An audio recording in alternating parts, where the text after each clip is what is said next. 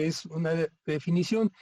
Y bueno, yo lo veo y lo hemos discutido desde la perspectiva de poder hacer de estas definiciones o estos criterios un instrumento que sea útil para poderlo convertir en definiciones vinculantes, para poder sobre todo sacarle el provecho más importante que tiene, que es la habilitación de las comunidades locales como sujetos de derecho. En ese sentido, me parece que pues estas reflexiones posiblemente sean pues complementarias con con las reflexiones muy interesantes de Arturo Escobar y que me parece que en muchos de los puntos coincidimos. Yo lo que entiendo es que se busca una definición que tenga por lo menos tres elementos.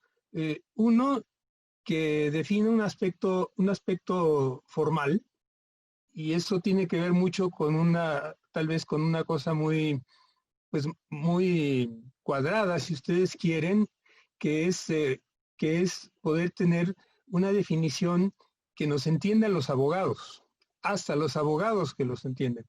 Y eso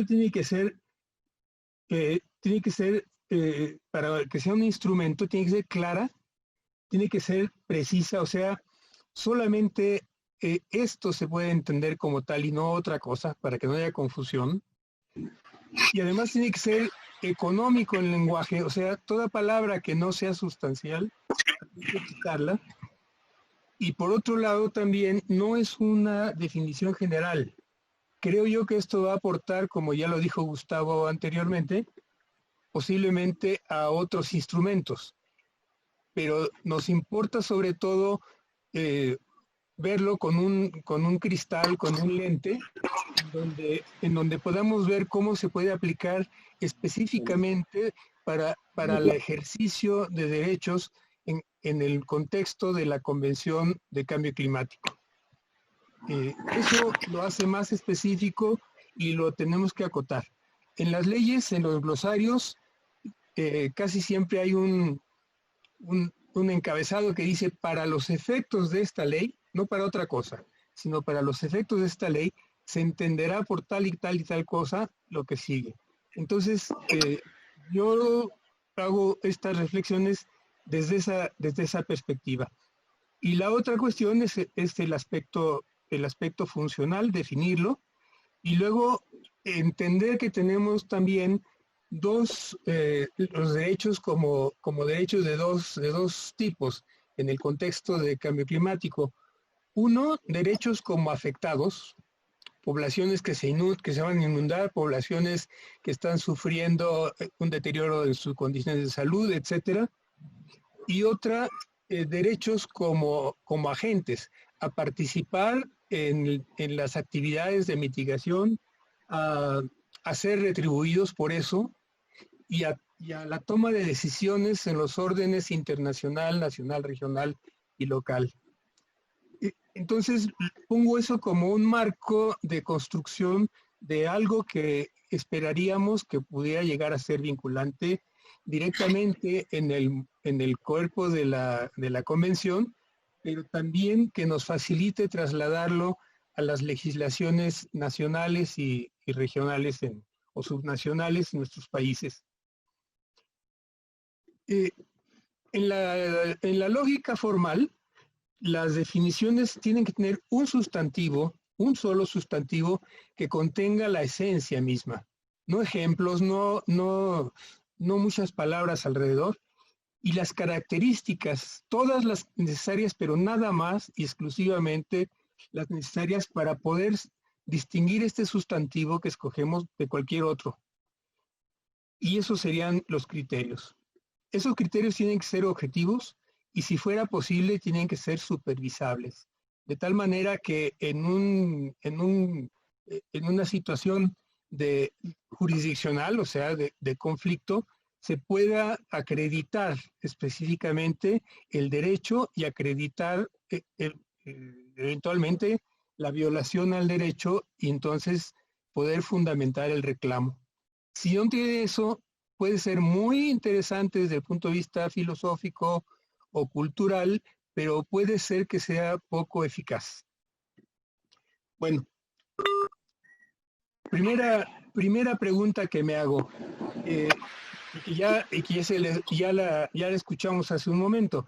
Debe ser la definición del sujeto tiene que ser un espacio, una localidad, o tienen que ser las personas que están ahí. Para mí, el espacio como sujeto de derecho presenta muchísimos problemas. Desde mi punto de vista, el primer problema pues, es que estamos tal vez con una desviación antropocéntrica, pero al final de cuentas los gestores de los territorios son los humanos, las comunidades humanas. Así que a mí me parece que sería muy importante precisar esta cuestión y yo me inclino definitivamente porque el sujeto o el sustantivo de la definición sea el espacio, sea la persona en los territorios. Y luego, cuando hablamos de territorio, hay que pensar también en las dificultades del territorio como concepto. Y algunos ejemplos nos lo pueden mostrar.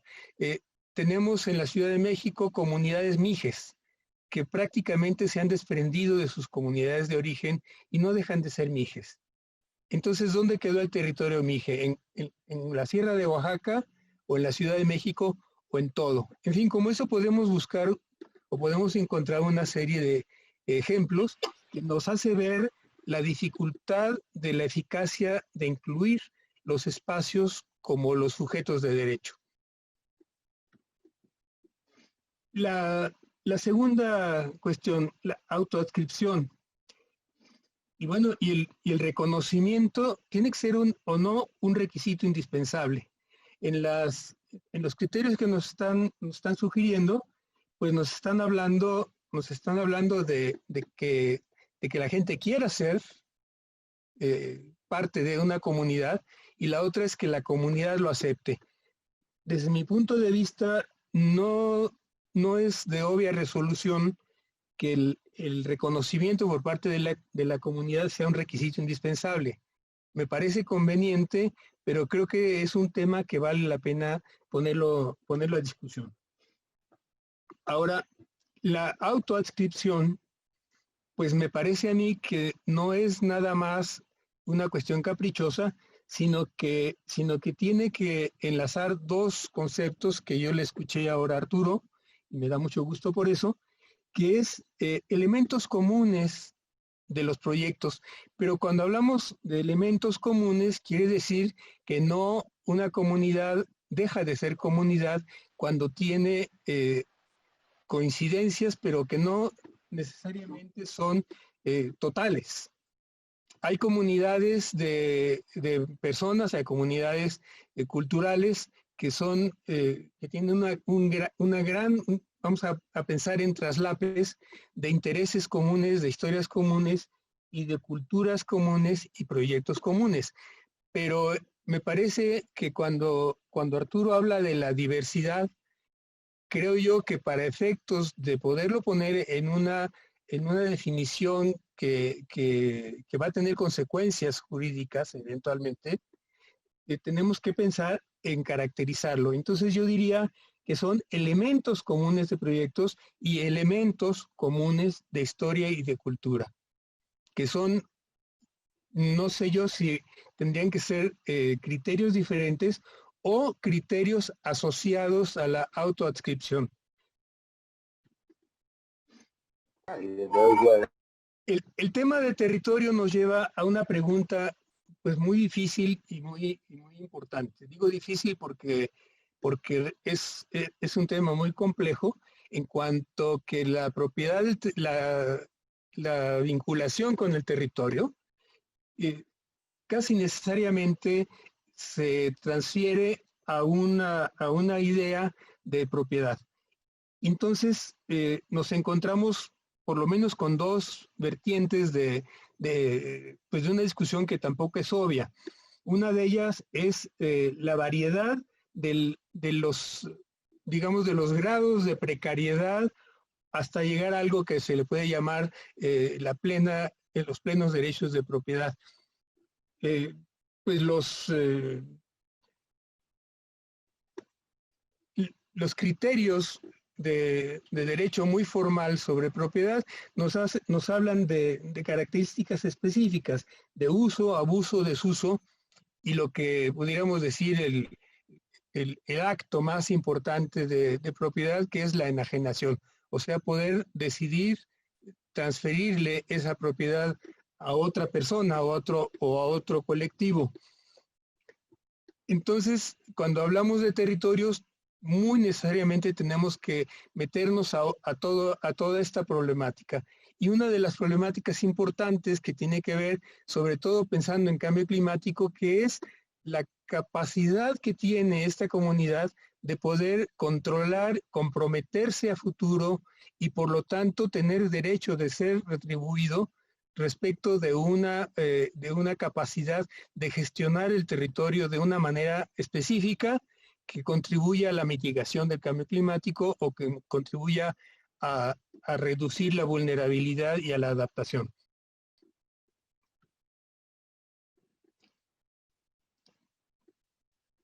Bueno, quisiera llegar al final ya directamente sobre los criterios.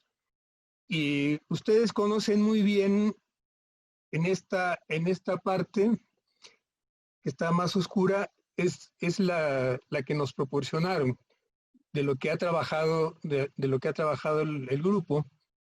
Y acá sería mi sugerencia, pues para estudiarla, de cuáles serían los componentes.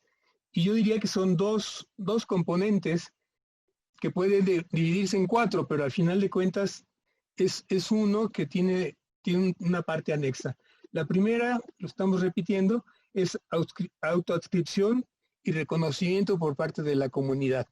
Pero lo que está como fundamento de esto es el compartir elementos sustanciales, o sea, no es absoluto, total, sino que son elementos sustanciales de una historia, una cultura y un proyecto común. Y la segunda característica sería constituirse y habilitarse como agentes para influir en las decisiones como actores y gestores de cómo son las cosas en lo local. Y una de las cosas es gestionar colectivamente el territorio como característica esencial que permite establecer relaciones de contrato en donde se va a recibir algún beneficio. De manera sostenida en el tiempo, o sea, esa capacidad de gestión tiene que ser no de una coyuntura, tiene que haber una robustez que garantice o que dé condiciones que permitan pensar que en el futuro puede mantenerse un acuerdo o un compromiso. Y la segunda cuestión es que para que eso suceda debe haber una forma efectiva de gobernanza propia, y ahí estaría el concepto de autodeterminación o de autonomía que propone Arturo. Me parece que va asociado a esto, pero esta sería la manera, digamos, aplicativa y eficaz para convertirlo esto en una característica que pueda convertirse en un instrumento para la gestión de los derechos.